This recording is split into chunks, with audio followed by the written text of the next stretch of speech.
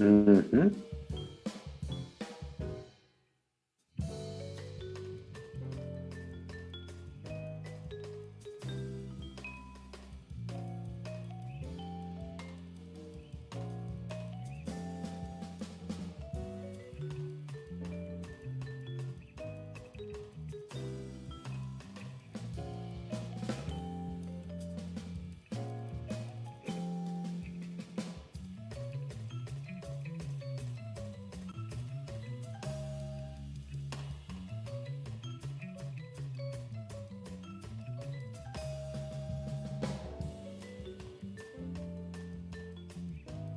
Já compartilhei aqui, já está na minha linha do tempo. Muito obrigado.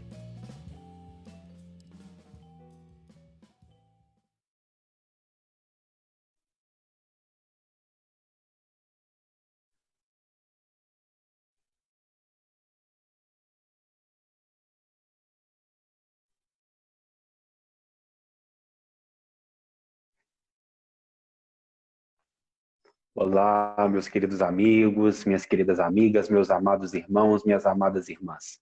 Mais uma vez para nós é uma alegria estarmos aqui nesse ambiente que acalenta, que consola milhares e milhares de corações pelo Brasil e mundo afora, a TV Chico Xavier.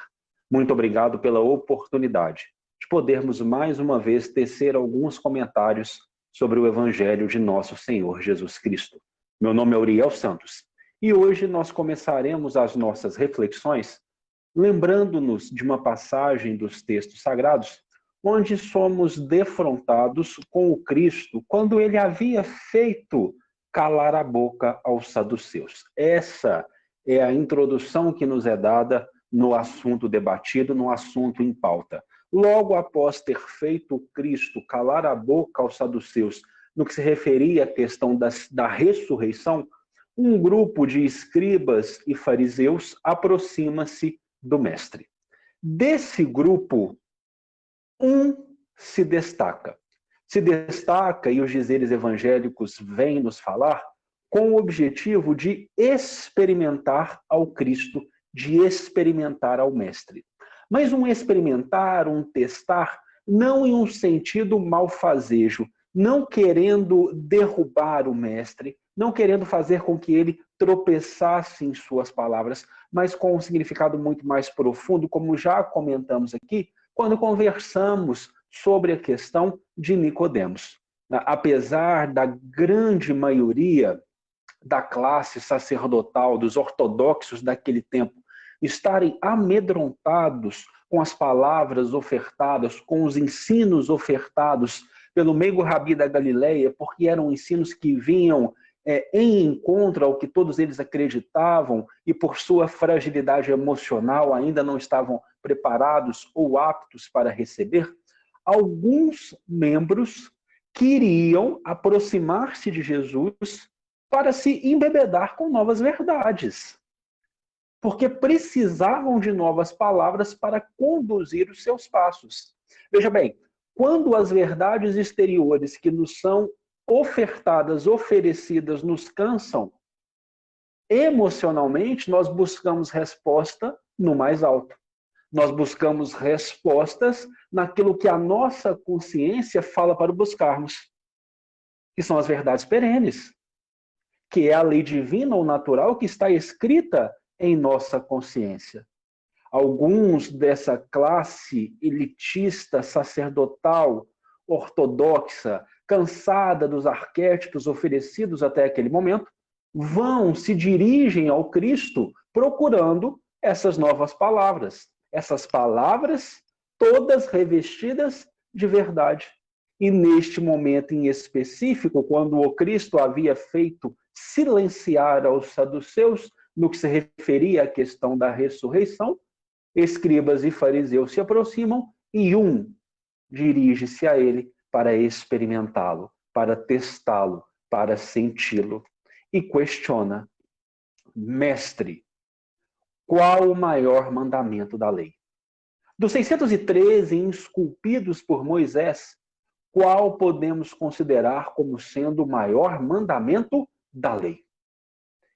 E o Cristo, então, vem ensinar trazendo dizeres de Levítico e Deuteronômio. Ouve, ó Israel, um é o Senhor é um. E amareis a esse um acima de todas as coisas, com toda a tua vontade, todo o teu entendimento, toda a tua força, todo o teu intelecto. Mas há outro ensinamento que é semelhante a este. Amarás o teu próximo como a si mesmo. Todas as leis, todos os profetas estão dependurados nestes dois mandamentos. E aquele que havia se aproximado do Cristo com o coração já plenificado, responde ao Mestre: tens tu razão. Devemos amar ao um acima de todas as coisas, com toda a nossa força, todo o nosso intelecto, todo o nosso entendimento e toda a nossa vontade. E amar ao próximo como a nós mesmos é maior que todos os holocaustos, todos os sacrifícios. E o Cristo dirige-se àquele que agora estava transformado, reformado, renovado. Já está mais perto do reino de Deus. Reino de Deus, uma concepção que trabalhamos aqui quando discutimos aquele maravilhoso diálogo que o Cristo tem com Haná, que é obra divina no coração do gênero humano, que depende de sentimento, que depende de boa vontade para ser renovado. Por ter abraçado com sentimento e boa vontade a proposta do Cristo, o reino de Deus estava mais próximo daquele homem. Estava mais próximo daquele que agora transformava-se em doutor, em amor. Sentindo os preceitos e não apenas os conhecendo em palavras. E nós debatemos a questão do amor há séculos e séculos a fio.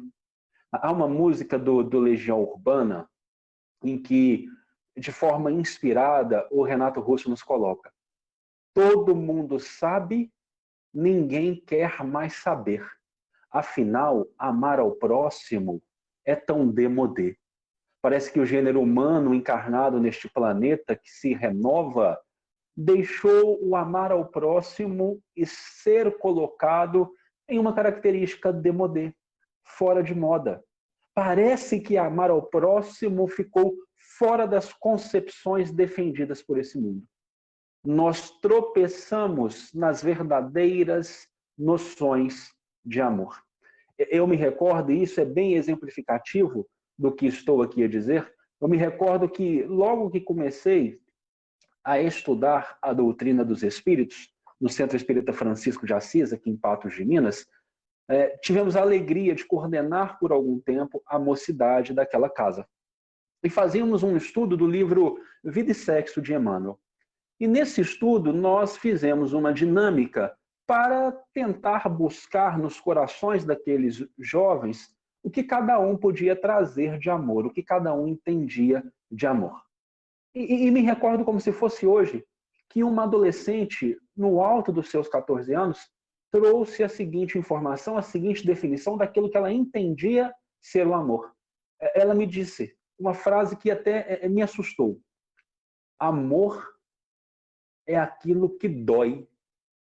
E eu me recordo que perguntei a ela: amor, aquilo que dói? Como assim? Não, veja bem, eu vou explicar melhor. E aí ela começou o seu discurso. Eu amo, 14 anos de idade, eu amo o meu namorado e não sei viver sem ele. Todas as vezes que estou próxima a ele, é como se o mundo parasse. É como se tudo fosse colocado em suspenso. E todas as vezes que nós discutimos, que nós brigamos, que nós temos algum entrevero, algum desentendimento, sinto uma dor muito forte dentro de mim. E ela trouxe uma frase muito poderosa: eu não consigo viver sem ele. Eu o amo mais que tudo. E amor é aquilo que dói. Eu me lembro que fiquei um pouco assustado, porque muito jovem, 14 anos, já para conversar dessa forma, e disse a ela, olha, vamos com muita calma, vamos com muita calma. Lembro até hoje o nome dessa companheira, não irei dizer aqui para respeitar a privacidade de todos, logicamente, mas solicitei a ela que fôssemos com muita calma. Porque, primeiro, até brinquei com ela no momento, o que dói, para mim especificamente, é fome e sono. Se eu estou com fome ou eu estou com sono, quem está próximo de mim percebe o quanto eu sou insuportável. E nós não podemos confundir amor com fome e com sono, ou com alguma coisa puramente material. O amor ele não pode doer.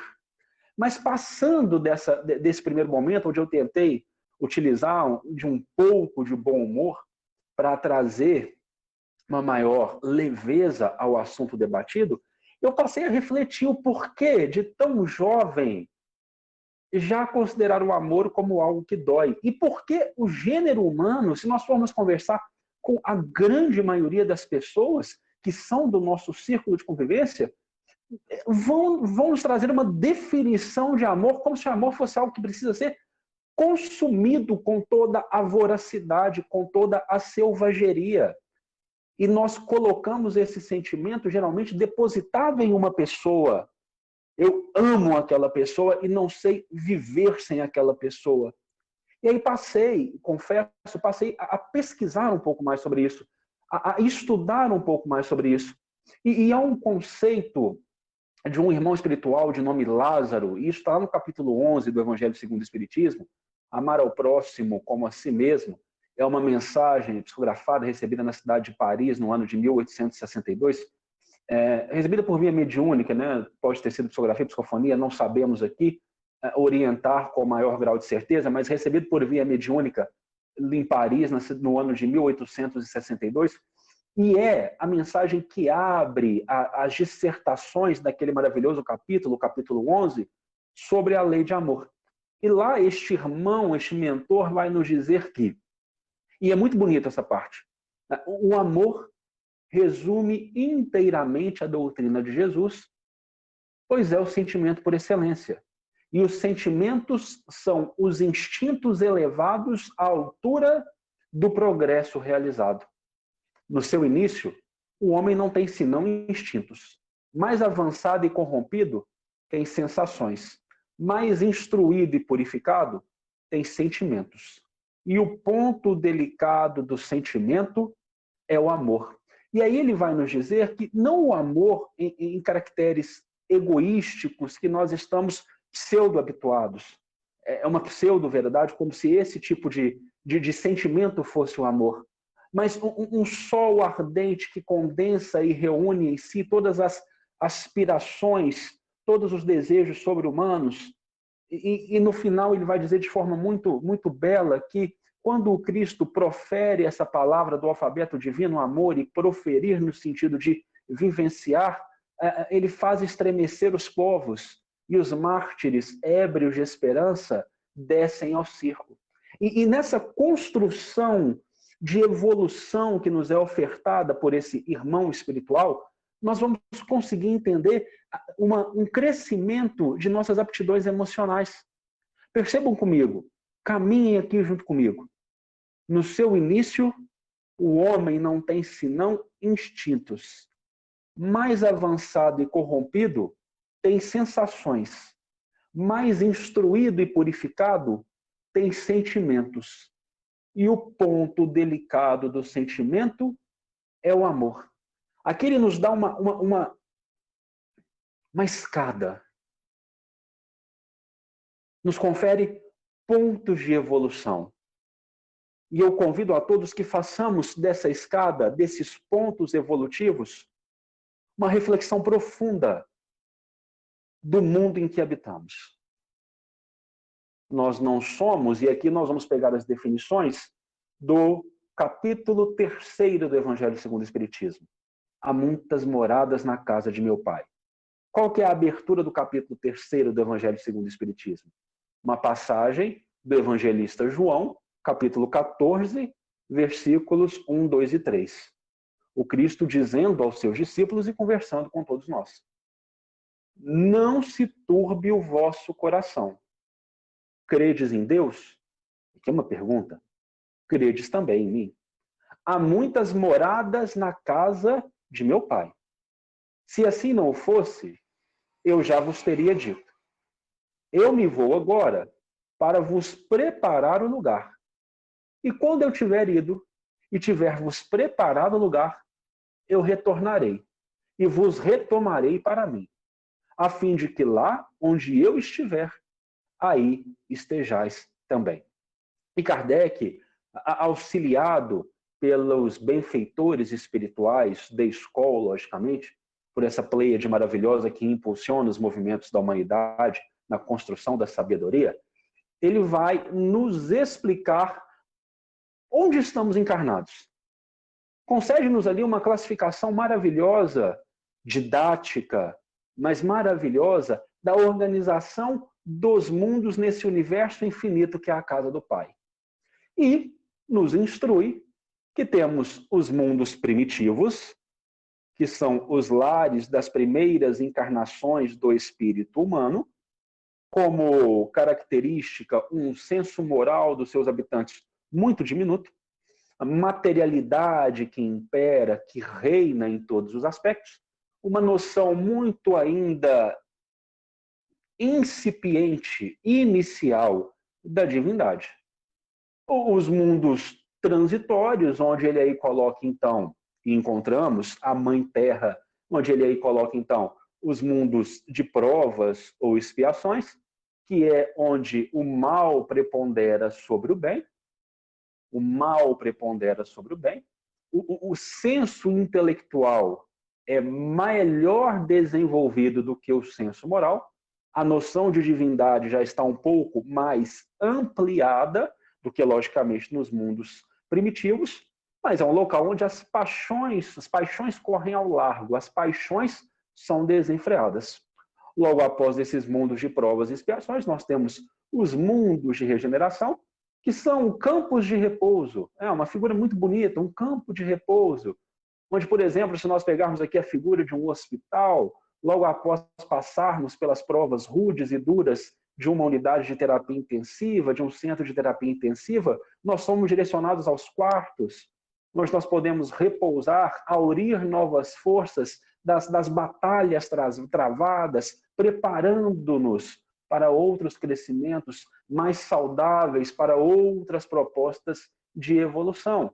Nós temos os mundos felizes, e aí nós começamos a ver o bem preponderar sobre o mal, e os mundos celestes ou divinos, lar dos espíritos puros, lar daqueles espíritos plenificados. E aí nos é entregue, então, uma classificação didática dos mundos que povoam este universo infinito de nosso Pai.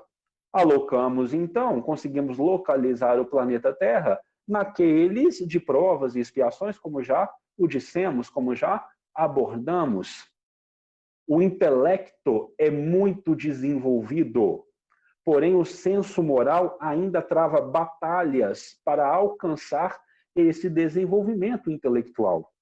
E um ponto importante para a nossa fala da tarde de hoje é entender que a Terra é uma localidade onde as paixões correm de maneira desenfreada. Só para que trabalharmos a base dos conceitos discutidos, as paixões são, em sua origem, ruins? De forma alguma, o próprio Livro dos Espíritos vai nos instruir. As paixões movimentam o gênero humano para frente. Porém, são animais, são como um corcel. Quando nós estamos no comando das paixões, no comando destes animais, no comando deste corcel, nós movimentamos e direcionamos para aquilo que é bom. Quando pelos nossos desvarios, pelos nossos desenganos, nós permitimos que o animal tome conta da rédea, que o corcel comande a viagem, aí os problemas começam a acontecer. E é aí então que nós percebemos, ao que tudo indica, que o ensino de Lázaro para todos nós é o que diz: mais avançados, porém corrompidos. Somos dominados pelo sensório, somos dominados pelas sensações. E confundimos, muitas vezes, ou na grande maioria das vezes, paixão com amor. Somos um gênero, uma humanidade apaixonada, que permitiu que um animal, que o corcel, tomasse conta da carruagem da evolução. E acabamos confundindo paixões com o amor, que é a quintessência do sentimento, que é a base da doutrina de Jesus. É por isso, quando perguntamos a muitas pessoas, e quando recebi a resposta dessa querida adolescente que partilhava conosco os momentos de mocidade, não nos é estranho ouvir: o amor dói. O amor é aquilo que dói. É um fogo incontrolável, mas num sentido de algo que faz mal. Eu amo aquela pessoa, eu amo aquela situação, eu amo a minha casa, o meu emprego, a minha posição social, o meu ter, e não sei viver sem isso. Ah, se eu perder o meu emprego, eu vou morrer. Se eu perder aquela pessoa que estou agora afiliado, não conseguirei mais viver. Porque nós somos apaixonados e fazemos uma confusão com os sentimentos, fazemos uma confusão com essas histórias emocionais. O que precisamos é avançar. Avançar do sensório, avançar do instruído, avançado, porém corrompido, para o instruído e já purificado. Nós precisamos conseguir realizar esse exercício de transição. Em outras palavras, em um didatismo mais simples, nós precisamos consubstanciar, transformar as paixões, controlando-as e entendendo cada vez mais o sentimento purificado do amor. Mas como realizar?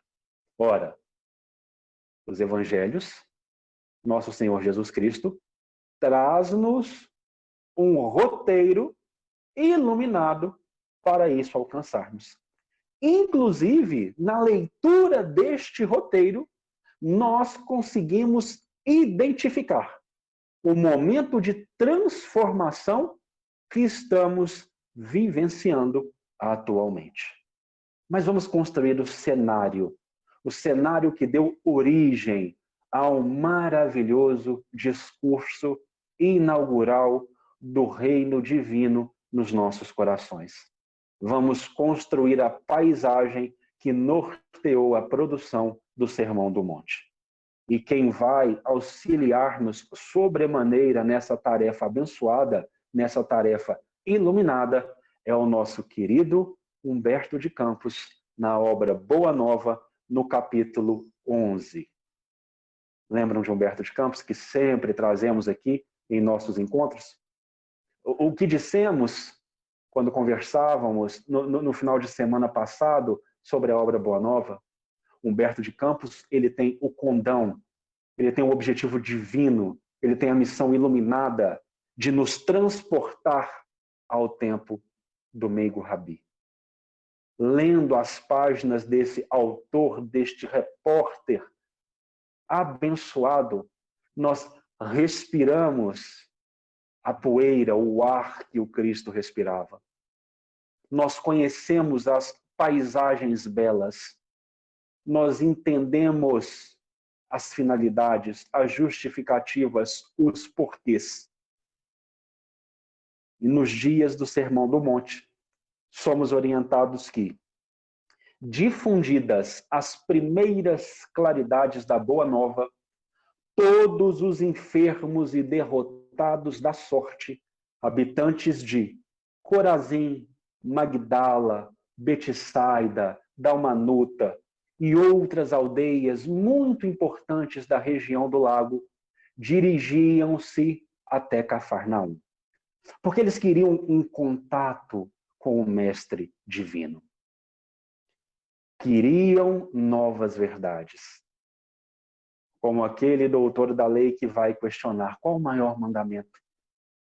Como posso nortear os meus passos? Como posso conduzir o meu viver? Eles precisavam do Mestre. Nós precisamos do Mestre. Procuravam os discípulos, que eram os mais visados pela multidão, porque estavam em contato permanente com o Mestre. Em casa de Levi, 3 queridos irmãos vão procurá-lo. Mas Levi, ainda com o muito de imaturidade intelectual por pertencer a uma elite passageira daqueles tempos, dirige-se de forma até um pouco rude àqueles 3 que foram buscá-lo com a intenção de vivenciar a Jesus, dizendo: que poderás realizar, Lissandro, aleijado como és? E tu, Áquila, não foste abandonado pela própria família, sob o peso de sérias acusações? E tu, Pafos, acaso poderás edificar alguma coisa com as tuas atuais aflições? E os 3, ouvindo isso, da boca de Levi, eles ficam profundamente magoados, profundamente chateados, porque eles acabavam de ouvir, ou tinham acabado de ouvir, que Jesus, nas suas pregações, viera buscar a todos os desalentados da sorte, a todos aqueles que estavam sofrendo, a todos aqueles que passavam por dificuldades, a todos os abandonados, a todos os simples, a todos os ignorantes. E tiveram então ali as suas esperanças despedaçadas pela fala impensada de Levi. Um pouco mais à frente desse cenário, nós encontramos Levi e os discípulos em uma reunião particular, unindo corações com o Mestre. E Levi, então, ele observa essa situação junto dos seus pares e é então orientado por Jesus. Porque Levi entendia o que essas pessoas poderiam, e veja bem, é um pensamento frágil, mas é um pensamento que, no fundo, tem uma bondade pueril. Ora, o que essas pessoas poderão ofertar à edificação do reino? Nós precisamos dos poderosos do mundo. Nós precisamos daqueles que já têm os louvores, os louros do mundo, porque eles sim poderão implantar o reino. E aí, quando o reino estiver implantado, nós trazemos essas pessoas necessitadas para junto de nós. É um coração que quer ajudar, mas não sabe como ajudar. E nós temos muito isso. Não julguemos aqui a Levi. Muitas vezes nós queremos ajudar e parecemos elefantes entrando na sala de cristais que a nossa avó possui. E quebramos tudo que está ao nosso redor com o desejo de ajudar. Mais atrapalhamos do que ajudamos, mas o coração está querendo se movimentar no bem. Nós só não sabemos como. O coração de Levi, o coração do querido Mateus, estava querendo se movimentar no bem, só não sabia como. E precisava ali ser lapidado, ser aparado por Jesus. E Jesus vem então ensinar Levi: precisamos amar e aceitar a preciosa colaboração dos vencidos no mundo. Os vencedores da terra, aqueles que já estão revestidos de todos os louros, de todas as grandezas, de todos os títulos nobiliárquicos que o mundo, nas suas paisagens transitórias e passageiras, oferece, estes vencedores não necessitam ainda de boas notícias. Prestem atenção agora nessa frase muito poderosa para todos nós. Nas derrotas da sorte, as criaturas ouvem mais alto a voz de Deus. Isso vai ser muito importante para as análises que nós vamos fazer um pouco mais à frente aqui no nosso bate-papo. Nas derrotas da sorte, as criaturas ouvem mais alto a voz de Deus. Já observaste, Levi, algum vencedor do mundo com mais alta preocupação do que a de defender o fruto de sua vitória material? E aí o Cristo vai dizendo a Levi: olha, se todos os generais, de todos os comandantes chegassem aqui, os vencedores de Roma, os poderosos do povo hebreu, chegassem aqui para patrocinar o nosso empreito de construção do reino divino no coração dos homens, pensem o quanto talvez as nossas palavras não iriam ofendê-los.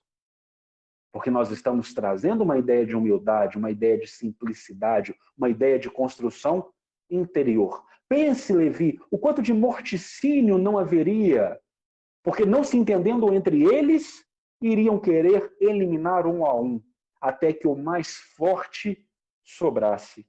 A pretexto de lutarem em nome do céu, espalhariam possivelmente incêndios e devastações em toda a terra. E seria justo, Levi, trabalhássemos por cumprir a vontade de nosso Pai, aniquilando seus filhos, nossos irmãos? O que o Cristo quer aqui representar? Seres apaixonados, que não saberiam compreender esse amor que agora ele nos ofertava. Não saberiam? Lógico, a aquele momento. Não estavam preparados a aquele momento. Confundiriam amor com paixão, paixão com amor. E no afã de ajudar, de auxiliar, mais prejudicariam do que ao contrário. E vem um ensino maravilhoso. Até que a esponja do tempo absorva as imperfeições terrestres, através de séculos de experiência necessária, os triunfadores do mundo são pobres seres que caminham por entre tenebrosos abismos. É imprescindível, pois, atentemos na alma branda e humilde dos vencidos. Para os seus corações, Deus carrega bênçãos de infinita bondade. Esses quebraram os elos mais fortes que os acorrentavam às ilusões e marcham para o infinito do amor e da sabedoria. O leito de dor, a exclusão de todas as facilidades da vida, a incompreensão dos mais amados, as chagas e as cicatrizes do espírito são luzes que Deus acende na noite sombria das criaturas. Levi, é necessário que amemos intensamente aos desafortunados do mundo. Suas almas são a terra fecundada pelo adubo das lágrimas e das esperanças mais ardentes, onde as sementes do Evangelho desabrocharão para a luz da vida. Eles saíram das convenções nefastas e dos enganos do caminho terrestre e bendizem ao nosso Pai como sentenciados que experimentassem, no primeiro dia de liberdade, o clarão reconfortante do sol amigo e radioso que os seus corações haviam perdido. É também sobre os vencidos da sorte, sobre os que suspiram por um ideal mais santo e mais puro do que as vitórias fáceis da terra, que o Evangelho assentará as suas bases divinas. E depois deste ensino maravilhoso, Humberto de Campos vem nos descrever o seguinte cenário. O crepúsculo descia num deslumbramento de ouro e brisas cariciosas. Ao longo de toda a encosta, acotovelava-se a turba imensa. Muitas centenas de criaturas se aglomeravam ali, a fim de ouvirem a palavra do Senhor.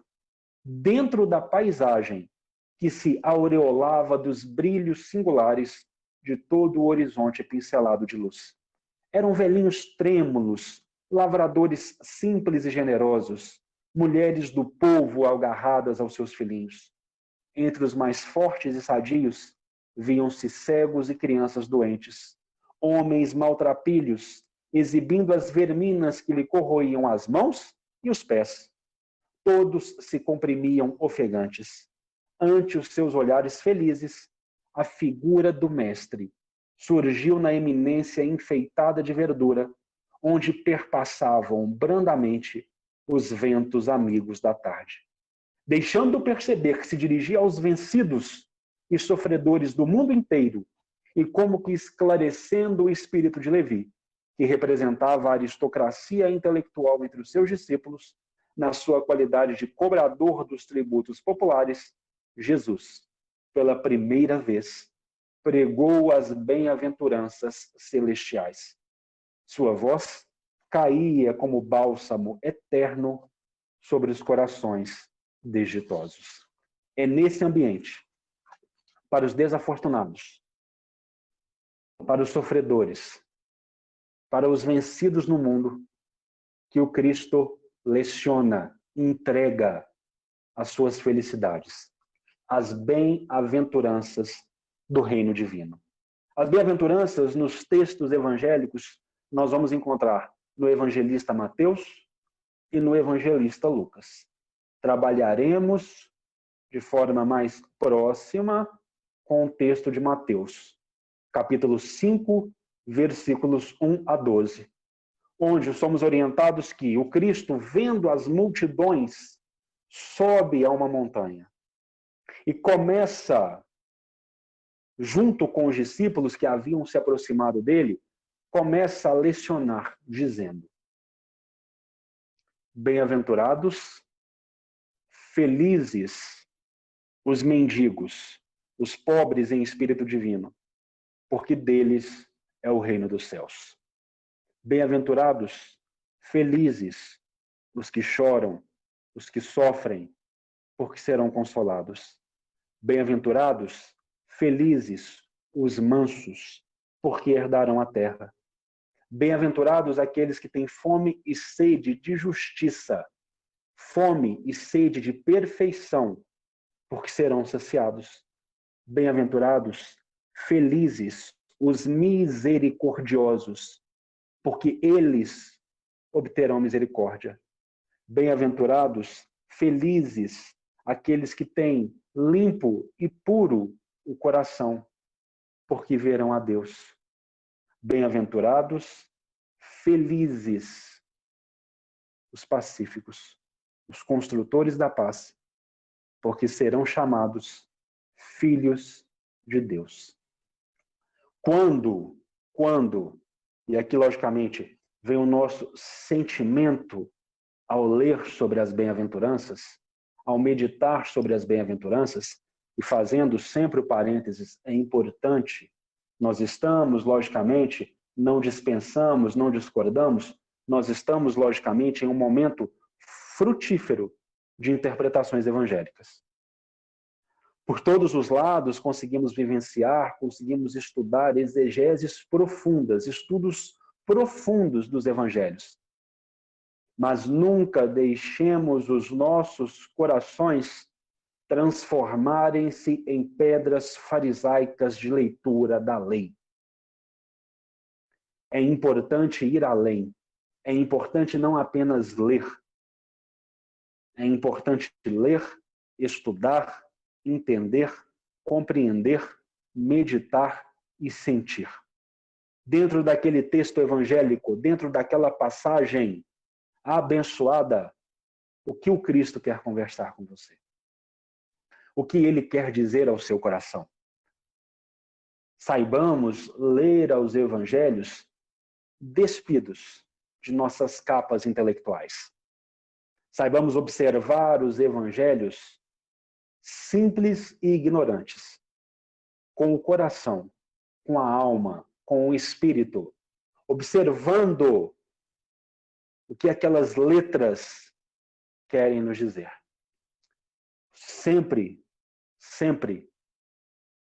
que eu me debruço sobre a leitura, sobre a meditação das bem-aventuranças, consigo enxergar uma escada de evolução que conduz ao amor, que transforma as nossas paixões desenfreadas em amor. E mais particularmente, encaro-as da seguinte maneira: se não vivenciamos, se não realizamos aqui um alcance quase que místico, encaremos como uma escada. Se não realizamos aqui um alcance quase que místico do degrau anterior, é difícil ou quase impossível que alcancemos as demais sendas de compreensão. Primeiro, para alcançar a construção desse amor, o primeiro passo que eu tenho que realizar é a percepção de que as verdades puramente materiais não mais complementam o meu coração, não mais satisfazem ao meu espírito cansado dessas lutas sem sentido. Primeiro eu preciso perceber e entender que estou vazio de verdades divinas. É uma percepção de humildade. Bem-aventurados, felizes, os mendigos, os pobres em espírito, e aí em espírito divino, os que percebem o quão distantes os seus erros e os seus desenganos os deixaram do espírito divino, das verdades universais, da lei que está inscrita nas próprias consciências, porque deles é o reino dos céus. Reino dos céus, obra divina no coração dos homens, que depende de sentimento e que depende de boa vontade. Meus amigos, os escritos têm significação lógica. E se trabalharmos com a lógica, começamos a perceber a profundidade dessas letras nos nossos corações. Se percebemos que estamos vazios, que as promessas da matéria não mais nos complementam, que precisamos das verdades eternas que já estão escritas em nossa consciência, começamos a construir a felicidade. Bem-aventurados, felizes, os mendigos, os pobres em espírito, porque deles é o reino dos céus. Porque essa construção já foi iniciada. É o primeiro tijolinho, é o primeiro degrau. Após essa percepção, vem uma fase de reparações. Porque quando andamos muito distantes da lei, dessa lei de amor que rege todo o cosmos, que equilibra todo o universo, do micro ao macrocosmos, quando andamos muito distantes da lei, somos dominados por essas paixões desenfreadas que estamos conversando. Por orgulho, por egoísmo. E quantas falhas não advêm de todas elas. E ninguém desrespeita a lei. Ninguém sobe tão alto a ponto de ultrapassar a lei, de desrespeitá-la, sem precisar fazer as devidas reparações. É o segundo ponto. Bem-aventurados, felizes os aflitos, os que choram, os que sofrem, porque serão consolados. E verdadeiramente consolados encontrarão uma mansuetude. Bem-aventurados, felizes os mansos, porque herdarão a terra. Uma terra que será conquistada quando buscarmos a justiça. Justiça dos homens? Justiça divina. Atos em perfeita consonância com a vontade do Pai. Bem-aventurados, felizes, aqueles que têm fome e sede de justiça. Fome e sede de perfeição, porque serão saciados. Finalmente serão saciados, porque são verdades que plenificam. E ao buscar a justiça, a verdadeira justiça, encontramos a misericórdia. Que é estarmos com o coração cheio de caridade, que é estarmos movimentando o coração em bases divinas, o espírito em bases divinas. Bem-aventurados, felizes os misericordiosos, porque aqueles que se enchem de misericórdia e oferecem essa misericórdia ao mundo que nos cerca, recebem de retorno também misericórdia. E assim o sendo, começam a purificar o espírito, começam a purificar o mais íntimo do seu ser, começam a purificar o coração. E são felizes, são bem-aventurados os que têm puro o coração dessa forma, porque começam a enxergar a Deus, porque começam a entender os preceitos divinos da existência. E entendendo os preceitos divinos que a existência oferece, transformam-se em construtores da paz. Bem-aventurados, felizes, os pacíficos, os construtores da paz, que aí são verdadeiramente chamados de filhos de Deus. Meu Pai trabalha até hoje e eu tenho a alegria de partilhar da construção de suas obras, porque já o entendo, porque já o sinto, porque já percebo a sua misericórdia. E aí você alcança o amor. Estrada de evolução. Quase como uma estrada de Jacó. Para vencermos as nossas misérias morais, para vencermos as nossas paixões, para vencermos as nossas dificuldades. Encontrando esse sol interior que reúne e condensa em seu foco ardente todas as aspirações, todos os desejos sobre-humanos. O amor verdadeiro, não a paixão que desequilibra. O amor que resume inteiramente a doutrina de Jesus. Entendendo, então, ser esse código que, não nos esqueçamos aqui, que é Gandhi, salvo o melhor juízo, que orienta que se todos os livros, todas as letras, todas as frases, todas as palavras do mundo fossem perdidas, as palavras escritas fossem perdidas, e apenas as bem-aventuranças restassem, e os homens e o gênero humano a praticasse, nós já estaríamos com a salvação alcançada. Entendendo, então, as felicidades ofertadas pelo Cristo, entendendo as bem-aventuranças como um panorama evolutivo, cabe o exercício lógico de identificar onde estamos. E aqui todos os conceitos que trabalhamos até o momento serão úteis, serão necessários. A Terra, vamos voltar à destinação do nosso planeta. A Terra, na classificação didática ofertada por Allan Kardec, inspirado pelos amigos, por essa pleiade que coordena a evolução moral do planeta, intelectual do planeta, em todos os níveis, em todos os sentidos, Kardec orienta-nos que o planeta Terra ainda é classificado, claro, transforma-se, regenera-se, mas ainda é classificado dentro do padrão vibracional de provas e expiações. O mundo prisão? Não, longe disso. O planeta escola, onde aprendemos a vencer e a dominar a nós mesmos.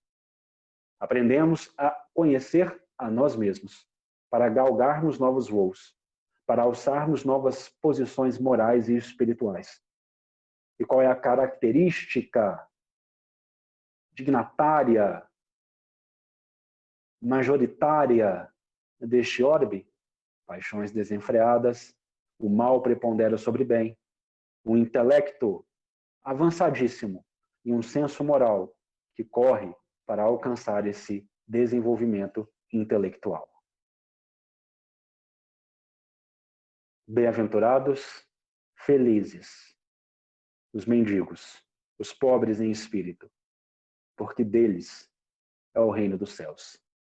Essa fase parece que nós já estamos alcançando com maior sucesso. Parece que todos os torvelinhos, todas as tempestades do mundo exterior e íntimo já nos fez perceber que tudo o que abraçamos como sendo questões de ordem, como sendo questões definidoras dos nossos caminhos, talvez não sejam as mais corretas.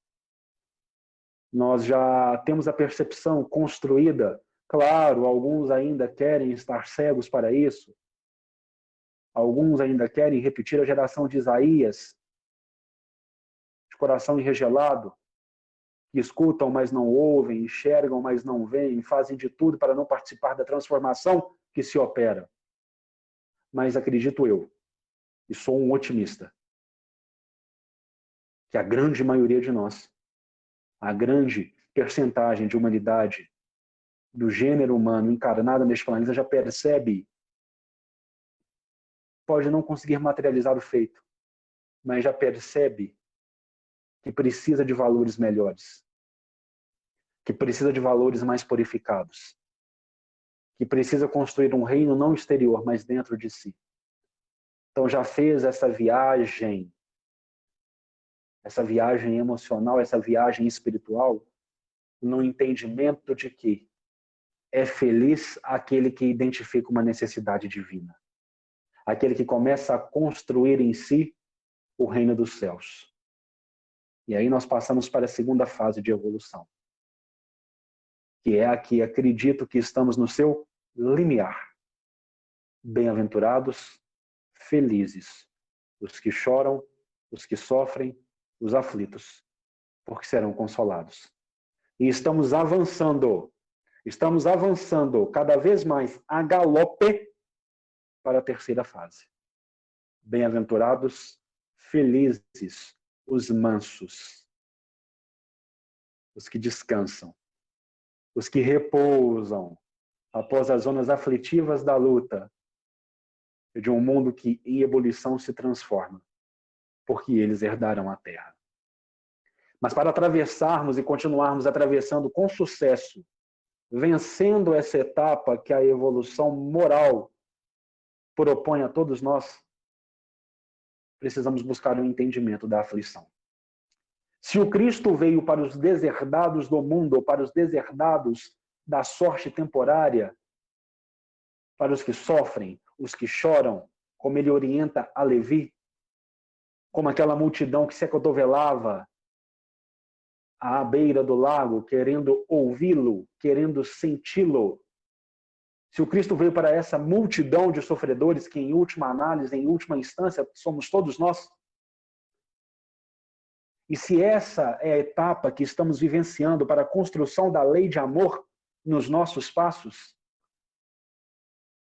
nós precisamos aprender.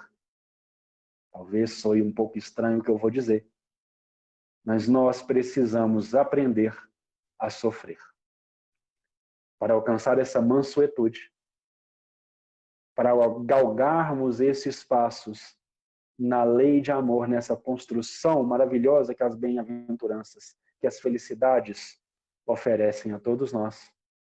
Precisamos aprender a sofrer. Precisamos entender o porquê de atravessarmos as dores que atravessamos.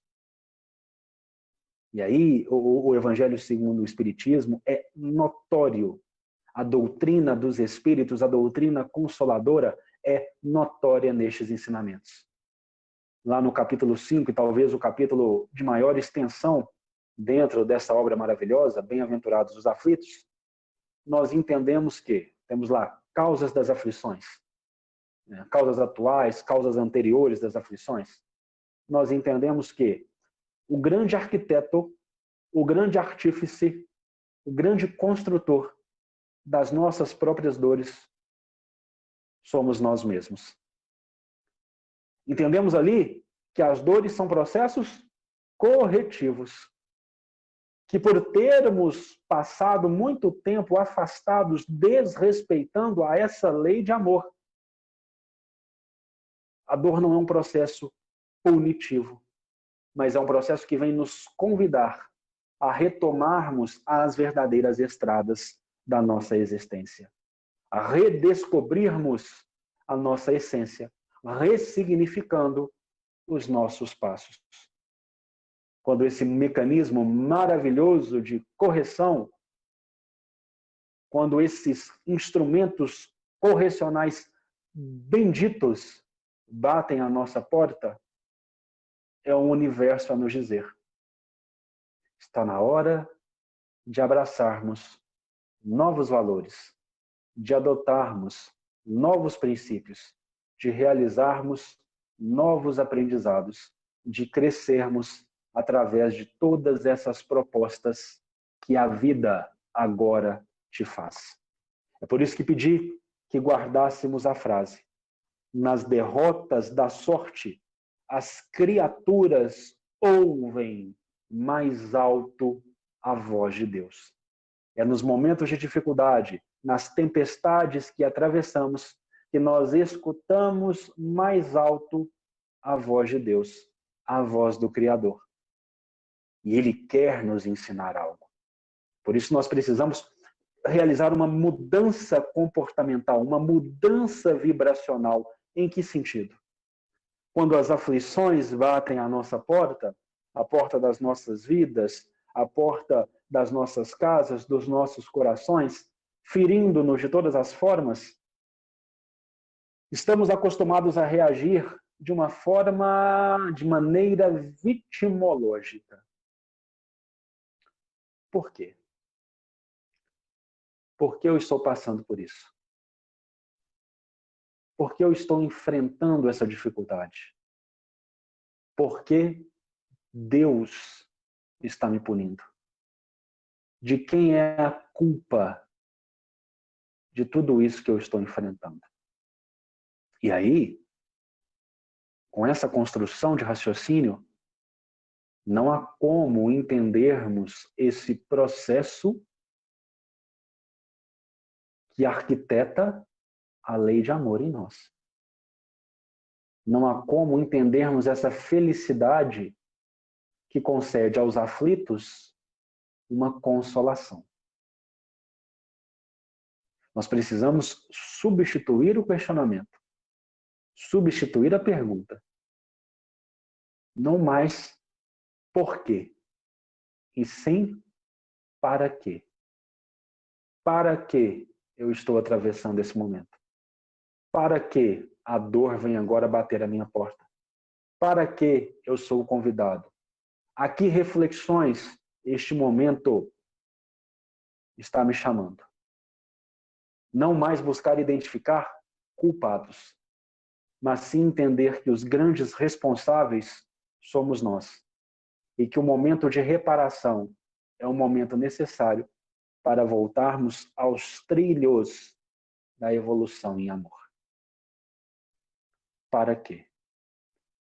O que a dor está querendo me dizer? O que a aflição está tentando me ensinar? E retirando das tempestades, retirando das dificuldades, retirando dos processos educativos, o melhor que eles têm a nos ensinar, nós entramos na fase da consolação, preparando-nos para a mansuetude que se avizinha. Respeitemos esse momento evolutivo. Respeitemos esse momento de construção da lei de amor. Entendamos os ventos fortes que batem às portas da nossa residência. Mas se a nossa residência está solidificada, construída, ornamentada em um terreno forte, o nosso coração ficará firme. Não se turbe o vosso coração. Credes em Deus? Crede também em mim. Sigamos a luz do mundo, sigamos ao Cristo, sigamos aos passos desse abnegado Messias. Entendamos os processos corretivos a que somos convidados e saibamos construir cada vez mais esse amor que nos é ofertado.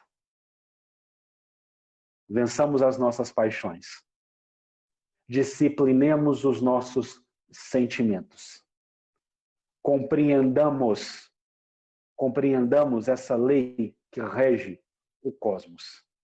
E estaremos cada vez mais próximos da vinculação real com Deus, da ligação verdadeira com o nosso Pai. Era esse o convite de reflexão que nós gostaríamos de deixar na tarde de hoje. Agradecendo mais uma vez a todos os que nos acompanharam, a todos os que, de forma tão polida, de forma tão educada, estiveram conosco, escutando as nossas palavras. A todos que nos desejaram as melhores energias. E que todos nós, meus irmãos, sigamos inspirados por Jesus, vencendo as dificuldades, vencendo a nós mesmos, amando cada vez mais. Como já é costumeiro, gostaríamos de encerrar as nossas palavras com uma prece, convidando a todos os que aqui estão, os que se sentirem confortáveis, logicamente, que fechem os olhos e levando o pensamento ao Criador, a nosso amado Mestre, modelo e guia para todos os nossos corações, Jesus Cristo, aos seus ministros angélicos, norteadores da luz neste planeta, aos nossos amigos espirituais, nossos mentores, condutores de nossas estradas, orientadores dos melhores caminhos a seguir. Agradeçamos infinitamente as oportunidades sagradas que temos tido todos os dias de construir esse amor em nossos corações. as bênçãos que nos são dadas muitas vezes pelo aguilhão da dor, que são preciosíssimas lições para galgarmos os degraus de evolução nessa estrada maravilhosa de bem-aventuranças que o meigo Galileu nos oferta. Saibamos entender a todos os processos que batem à nossa porta. Saibamos perceber as benesses que eles nos trazem, as luzes que constroem. Saibamos ofertar o melhor de nós. Saibamos retirar de todas essas lições o maior aprendizado possível, consolando os nossos corações e nos preparando para a mansuetude que já pode ser observada e enxergada na linha do horizonte. Sê conosco, Pai, hoje, agora e sempre, e que assim seja. Muita luz, muita paz no coração de todos e até o nosso próximo encontro, se o Pai, o amorável Pai, assim o permitir. Tchau, tchau.